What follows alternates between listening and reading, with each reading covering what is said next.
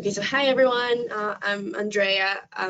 This is my presentation for my master's thesis defense that I did yesterday, which went pretty great. I did my master's in civil engineering for water resources at the University of Oklahoma, and I've been working on this project for about a year and a half. So this presentation will be very much like thesis defense kind. It is titled Evaluation of Low Impact Development Stormwater Control Systems for Peak Flow Reduction. So for the outline, we will go through a little background information, then go over to my methods, my results and analysis, and then my most important conclusions and recommendations based off of my research.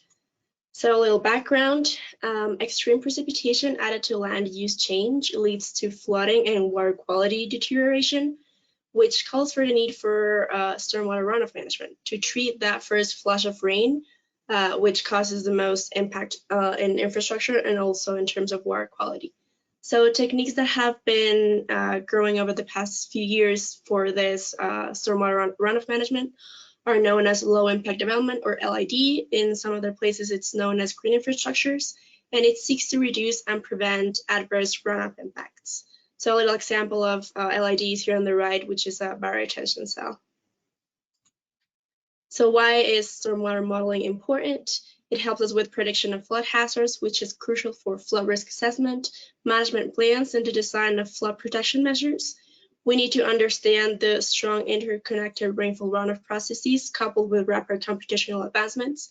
So thanks to high resolution data and surveys that we get and online information, we can evaluate with newly computer-based models like InfraDrainage, which is the one that I used. We can model rainfall-induced floods and simulate integrated hydrologic and hydraulic methods. It also helps us evaluate how LID works when it is coupled with this already existing stormwater infrastructures. So here on the left, we just have a graphic of how stormwater runoff works. So you just have your rain, it flows to the roofs, it goes into the streets.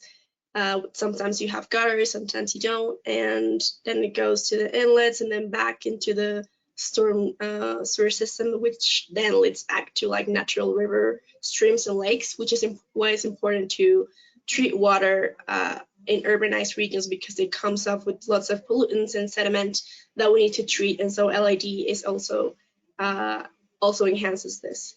So I just added this slide as at the end of Caroline's talk, because I realized that not everyone knows what LID is as much as I do, because I've been working on it for so long.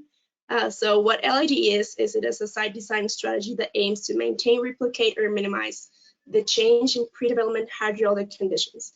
So it uses techniques that create functionally equivalent hydraulic landscapes and addresses maintenance for pollutant removal.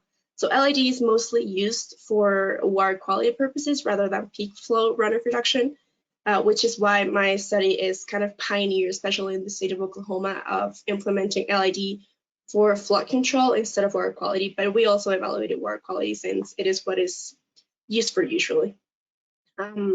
LID contributes to runoff management, measuring stormwater control with reduction, infiltration, and reuse of stormwater.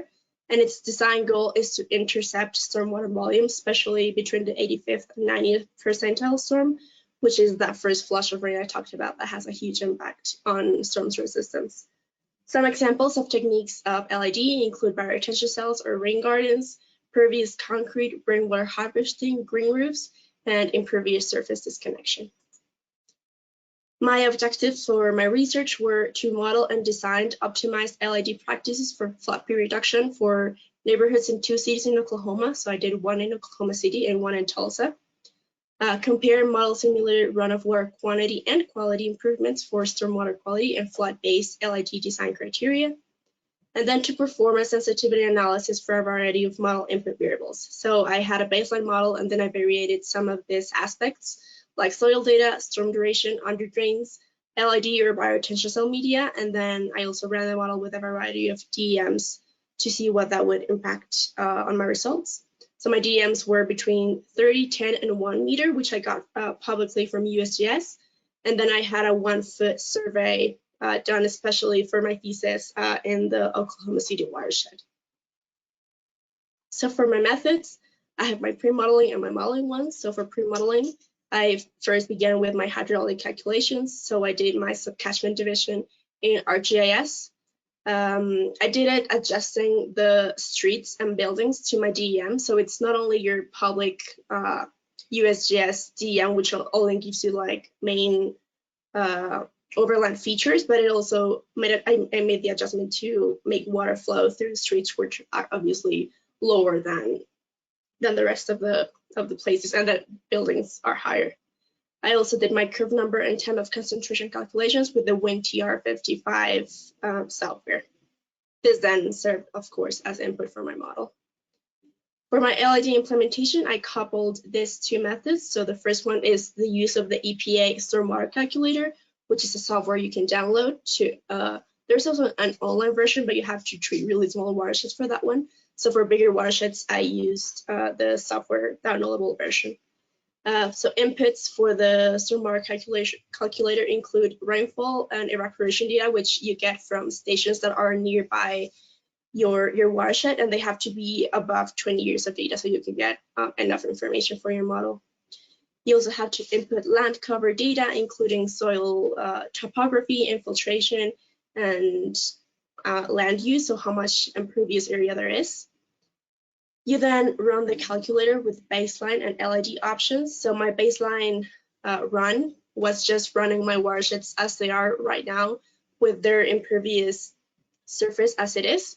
And then the LID options include running, for example, treating my entire watershed with 10% bioretention cell, then 20%, then 40, 60, 80, and all the way up to 100. And I did that for all of the LID techniques that are included in the stormwater calculator.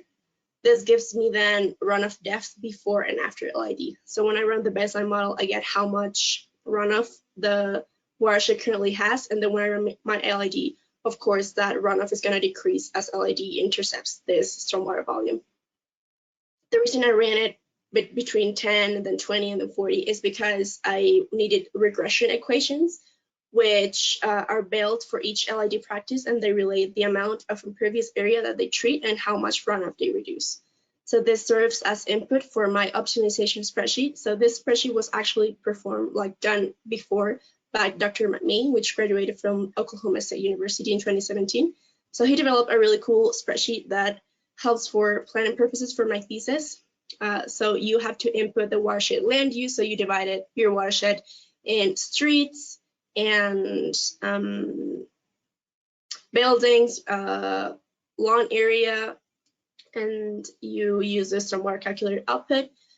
We have our objective function in the spreadsheet because we use the solver function for it. Our objective function was, of course, to minimize runoff, and then our constraints include how much money we want to spend, or how much available green areas we have, or how much retrofittable pavement we have for pervious pavement. So then when we run the stormwater the optimization spreadsheet, sorry, it gives us a combination of LID practices that we could implement in this watershed, and it calculates how much runoff is reduced with the set of guessed LID techniques, and how much pollutants we can reduce as well. So for my project, we focused on TSS, total suspended solids, total nitrogen, and total phosphorus. And then we also calculated our costs, so our constraints varied from spending $3 million all the way up to $40 million. And it gives us, these variations of prices give us a different combination of LID techniques. So then we check if our constraints are met, if our objective function is met, and how our model results are. So if, for example, it told us to implement 20% bioretention, and then I modeled this, but it wasn't enough, like significantly enough to reduce runoff, then we have to go back and guess a new combination of LID practices, maybe spend more money, or try another one, try new areas to implement our LIDs, and then we move over to our modeling results. So beginning with my modeling and infra drainage, I have to build the existing system. So I have the areas of my watershed, my hydrological data, which I mentioned earlier, includes the curve number and the time of concentration. I also included initial abstraction, and then I build my existing storm sewer system. So I build all the pipes and inlets and connections that I got from surveys and data from the cities of Tulsa and Oklahoma City. So I first run this model with no LID at all, and I had to see if it matches my validation data. So for my watersheds, I had complaint data of areas that were flooding a lot by people that live in these neighborhoods. And so if my model detected that flooding was occurring in fact where these complaints were, then this was my way of validating my model. So if it didn't work, then I had to go back and see what the errors were. Maybe I put a pipe size wrong, maybe the slopes were incorrect or anything like that. But if it does, then I can go ahead and build my LID system based on my spreadsheet outputs and the flood data. So if we have areas that flooded a lot and were major areas of interest, then we focus here on these areas and build like bigger bioretention cells if we could. So design, I also had to include design specs, which is a really cool option that InfoDrainage has, which you can tell the bioretention cell how much of ponding depth you want, what the media depth of the bioretention cell needs to be, the underdrain diameter, which connects bioretention cells to one another and then back into the storm sewer system, the slopes of my bioretention cells and filtration rates, how much pollutant they remove, and the inlet and outlet locations for them. I then ran my model and I had my LID system.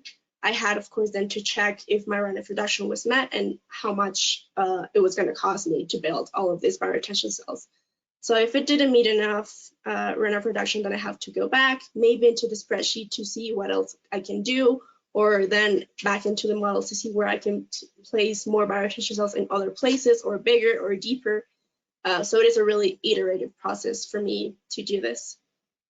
If I got good results, then I moved over to my sensitivity analysis and I have found my solutions. So my sensitivity analysis, I did it because it provides good tools to evaluate the dependency of my model output from the input. So my DEM data, which is my digital elevation model or my topography data, I got it at 30 meters, 10 meter, and 1 meter for my two warehouses, Oklahoma City and Tulsa. And then I got it at 1 foot also for Oklahoma City.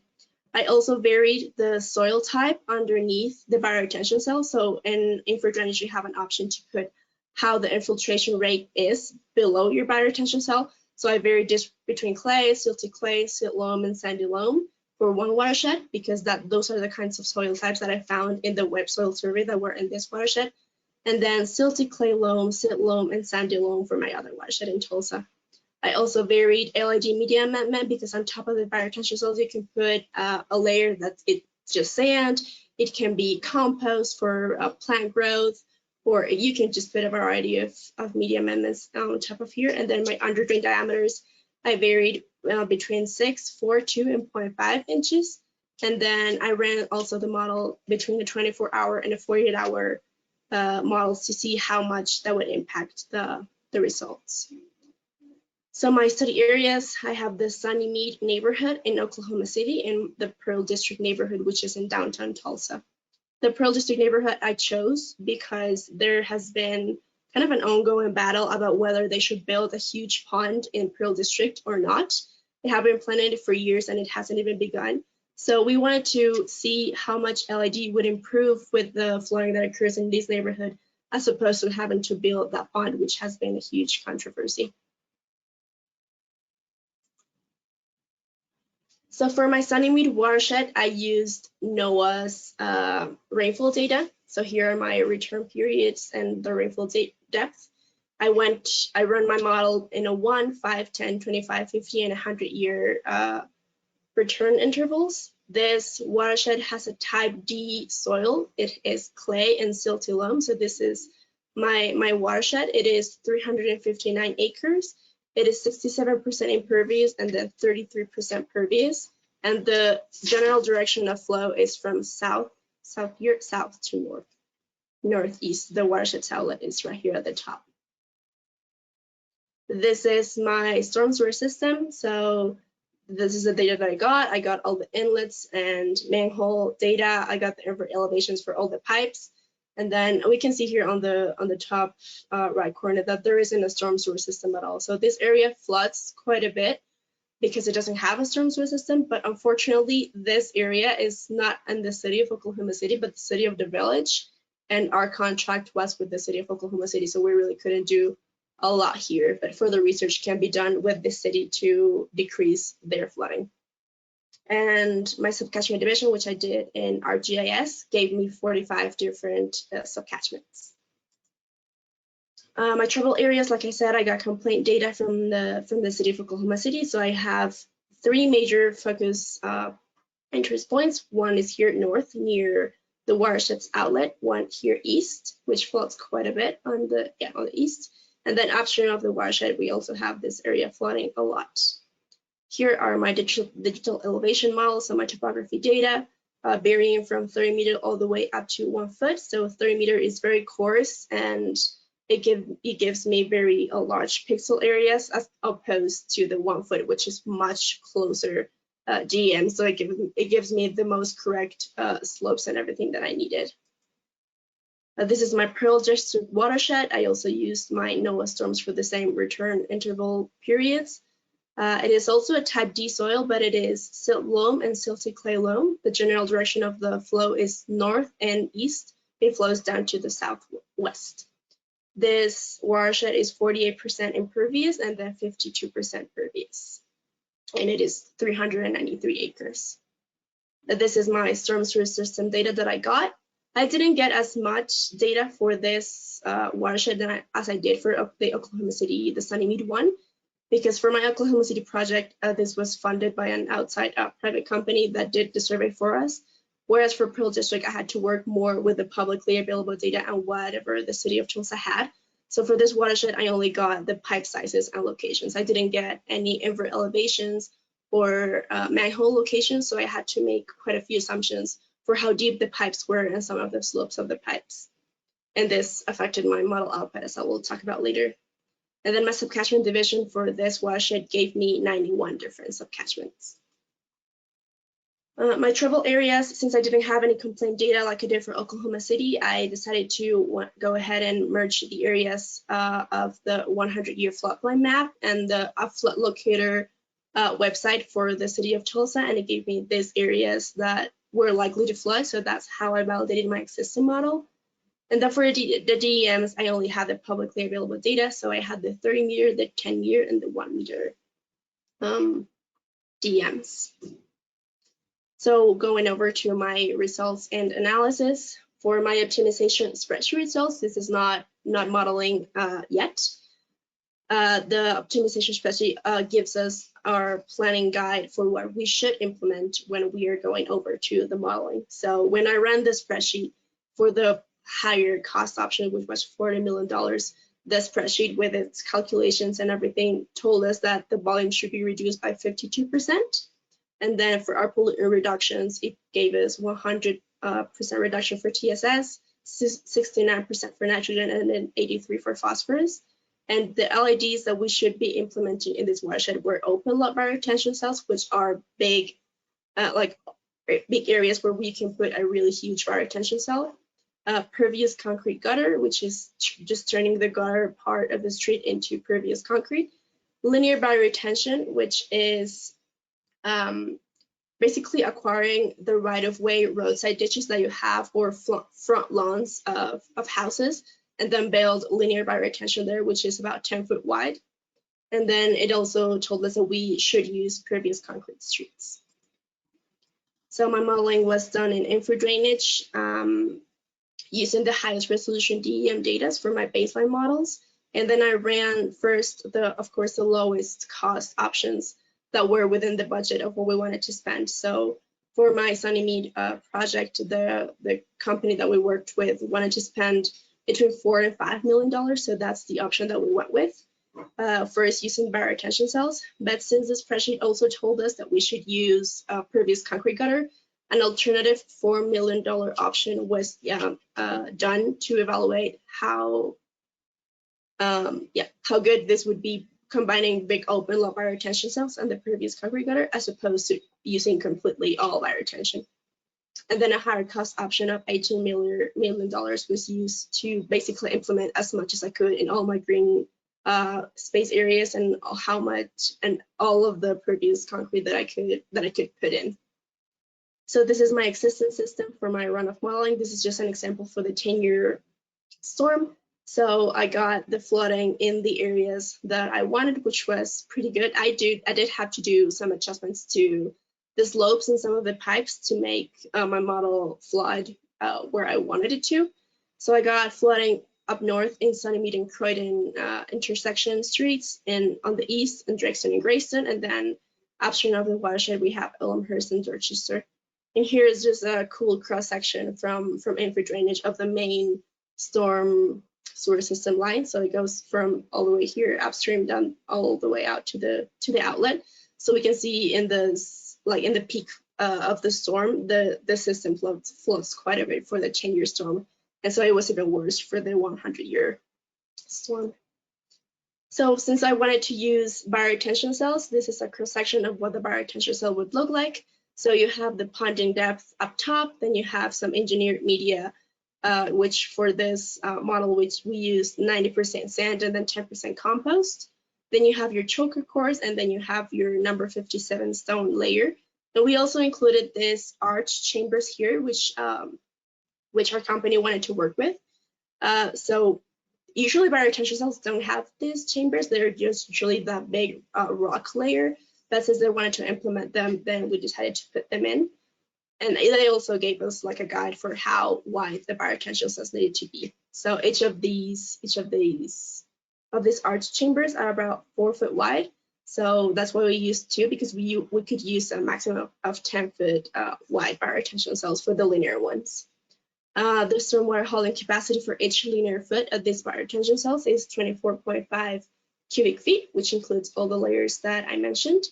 And these cells are designed with an inlet that would direct ponded stormwater overflow to the subsurface storage chambers with a vertical overflow pipe. So for example, you have the bioretention cell, and then if it floods, you have an overflow system that water flows to, and then that is connected back to the arch chambers, and then that is connected then back into the storm sewer system. And what the bioretention cell does is slow down the flow a little bit so that the storm sewer system is not as surcharged as it would be during a big storm, but it gives it a little bit of time for it to drain off. Then for the previous concrete cross section, we have the permeable pavement layer. Then you have a choker course, and then you have your aggregate storage layer. You have here under drain location as well. And for my Sunnymeade Watershed, almost 9,200 linear feet of previous concrete gutter were able to be installed, including 4 foot wide gutters and 12 foot wide for streets. The previous concrete has a stormwater volume capacity of a little bit above 82,000 cubic feet. And the gutters, the streets were this volume, and then the gutters added up to almost a 15,000 cubic feet volume. This is my LID proposed system. So all the orange or yellowish areas that you see are where I put in my bioretention cells. And you can see that the system does not flood anymore because the water is transferred onto the bioretention cells. So there isn't as much red as there used to be. It isn't as clear in this image, but there's a little bit of red here, but not anymore in the areas that were of my top interest.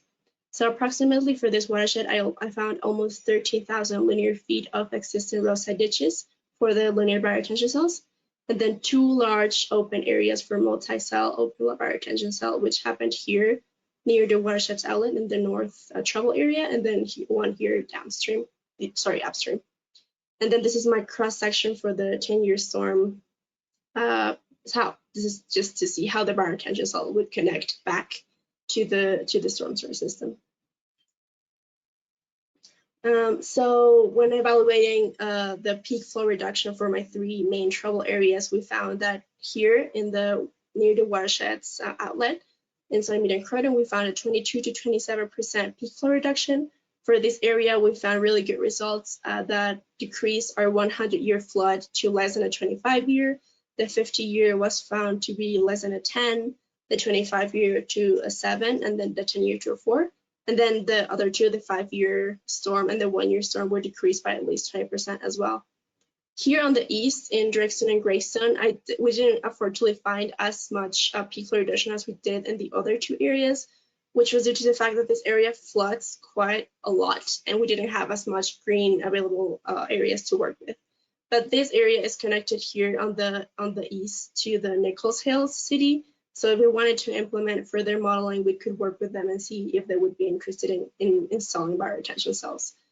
And then for the most upstream point in Elmhurst and Dorchester, we found really good reduction rates between 94 and 95% peak flow reduction, which was pretty great. This area has lots of green area for us to work with and implement big, deep bioretention cells. So for comparison, this is my $4 million alternative, which included just the big open lot bioretention cells. And then here is a previous concrete street that was retrofitable. And then here on the east, southeast area of the watershed, I could put in some gutter. This system did not perform as well as the all-in bioretention cell system because I still see quite a bit of flooding that I didn't see in my other model. So that's why it was important for us to evaluate different options that the optimization spreadsheet gave us. And then for my $18 million option, which was everything, it of course performs pretty well. And since the only bioretention cell option decreased the flooding quite a bit, then implementing everything is of course going to enhance it, but they actually performed similarly, like the $18 million option and the only bioretention cell $4 million option. They perform pretty similarly. So here we can just see how they performed in Sunnymeade and Croton and Drexel and Greystone. So blue is all bioretention cell, open lot and linear. The orange is the big open lot bioretention cell and only previous concrete gutter, and then gray is everything. So of course the gray is the one that performs best and reduces the most the flow, but it performs in some areas similarly to the only bioretention cell option. In terms of water quality, which we also evaluated, we found pretty good results for our pollutant reductions. This was just like really lucky because we were only focusing on runoff reduction. So actually being able to reduce some pollutant loads was pretty great too. So for TSS, we found reductions between 22 and 100%, for nitrogen between 22 and 99, and for phosphorus between 24 and 100. So similarly to my peak flow reduction, I found that the response of the model is to reduce more flow and pollutant in the most upstream areas of the watershed. And then downstream, since it has so much water and so much load, it reduces less, but it is still pretty considerable. For my sensitivity analysis, I compared the model between running it with the 1 foot DEM, the 1 meter, the 10 meter, and the 30 meter. So the 1 foot, since it has so much data, it took hours to run. But as I used coarser DEM resolutions, the model took less and less time because there was less data.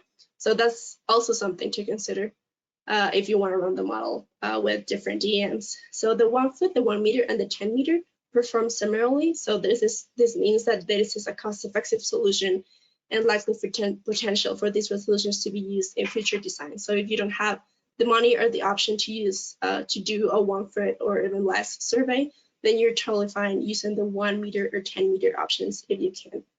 The 30 meter is still good. It shows differences between 2 and 23%, but if of course you have access to the 10 or the 1, then that would be even better. More qualitatively, I did see that with the coarser resolution, so the 30 meter and the 10, the system shows more flooding than for the finer resolutions, which are 1 meter and 1 foot. And this is just congruent with previous studies that have shown that slope and pixel elevation changes due to the DEM use can influence the formation directions of reaches, which affects flow paths and where water accumulates, and then it affects, of course, my model output. For my Pearl District optimization, which is in the city of Tulsa, the spreadsheet guided us to implement, again, open lot bioretention, linear bioretention, and then previous concrete streets. This is also the $40 million option. It gave us 39% volume reduce and 100% reduction in TSS, 66 for nitrogen, and then 93 for phosphorus. For my existing system in the runoff modeling, here I have the areas that flooded in my model. Some of them included the validation data that I got from the 100-year flood map and the flood locator. So here up north, I did find that East Independence and North Owasso flooded. I got East at Mara Place on the east flooding as well. And then on the south, this is where the pond wants to be implemented. I also found some flooding. And then this is a cross section for my model going all the way up here from the northeast down to the southwest, where the watershed outlet is. This system does not flood as much as the Oklahoma City one, which again may be due to the fact that I didn't have all the correct elevations and then the inlets and the manholes, and that I had to make the assumptions on the slopes. So if we wanted to actually implement this model in the city, then we would have to do a proper survey and further improve this model to make it a little bit more accurate. So when I implemented my LID, I found 5,105 linear feet of existing roadside ditches to implement my double cell linear bioretention cells. And then I also found 2 large areas for multi-cell open bioretention cells that add up to almost 17,000 square feet. And then here again is a cross section of how the bioretention cell looks like connected back into the storm sewer system. For my peak flow reduction, I also found like even greater peak flow reduction rates than I did in Oklahoma City. So north of the watershed, I found reductions between 71 and 76. On the east, I found between 77 and 83. And then on the south, I found between 77 and 82% flow reduction. All storms are reduced to less than a 1-year storm, even the 100-year storm, which again may be due to my model accuracy and errors for this watershed. In terms of water quality, we were able to reduce TSS between 64 and 86%, nitrogen between 66 and 86, and then phosphorus between 65 and 86.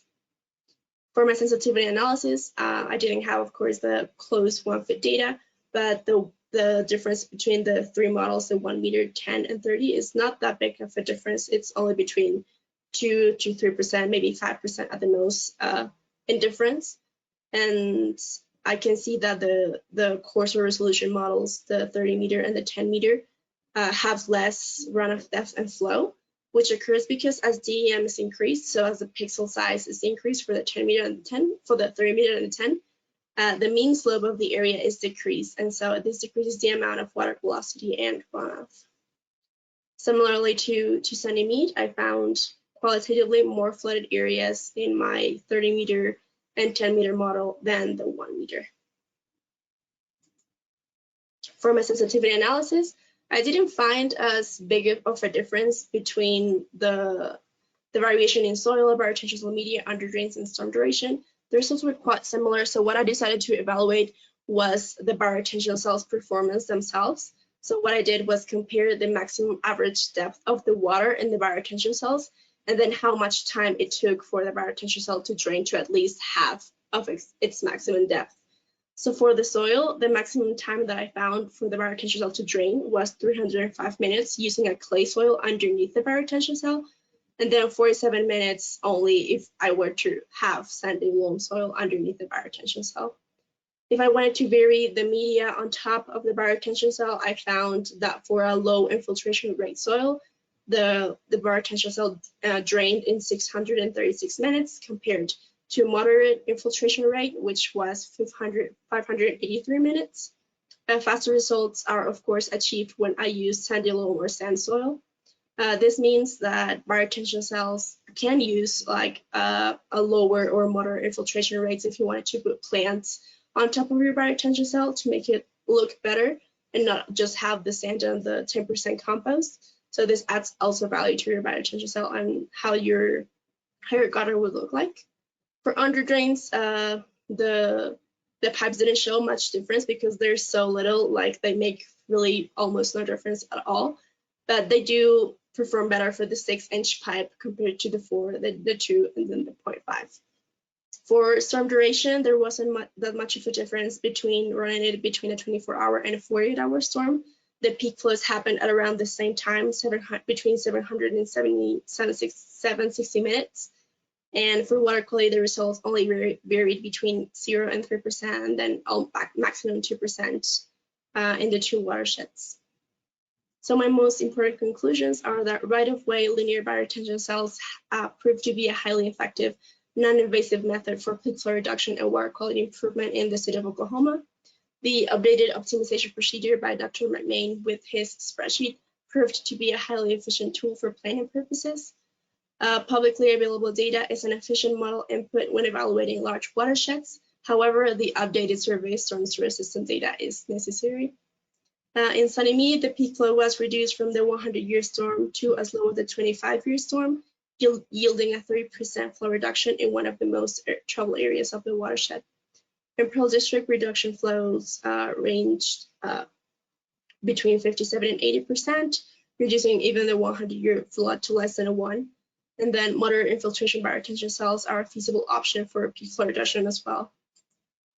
For my recommendations, this project is pioneer in the state of Oklahoma in terms of implementing LID for flood reduction, and the process and results presented here are evidence of the capacity and potential that green infrastructures have in reducing runoff volume, and so LID is recommended for its use in peak flow reduction, and then of course coupled with water quality if you want to go even one step ahead.